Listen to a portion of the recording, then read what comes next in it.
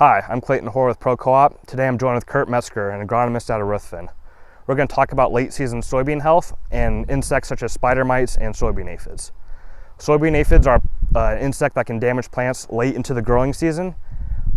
They're usually hard to identify because they're about 1/16 of an inch long, and they're yellow, greenish to green in color with 2 black spots on the back of their body.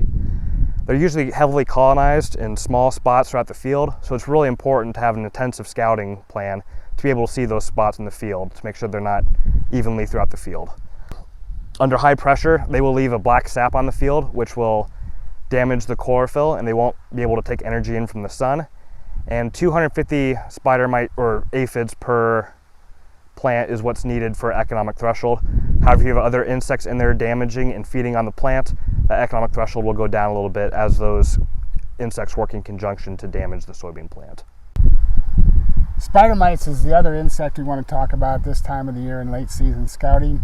Spider mites are best identified by the underside of the leaves. They'll show a webbing that you look on. They're generally going to be on the mid to lower canopy of the leaves.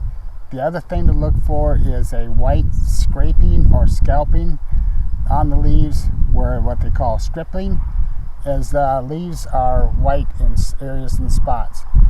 Spider mites are also colonized in areas, and it can be quite heavy in certain areas, the next area nothing.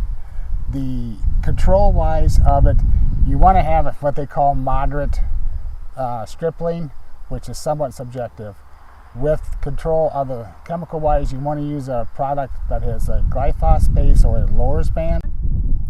With all applications of an insecticide, we recommend using a drift and deposition agent such as interlock or masterlock. This will help take the insecticide from the top of the plant, help drive it through the canopy to the lower parts of the plant where the insects are. It will provide better control, it'll reduce drift into your neighbor's fields, and provide a more uniform application. If you have any questions on late season soybean management or any insects in your field, contact your local Pro Co-op agronomist.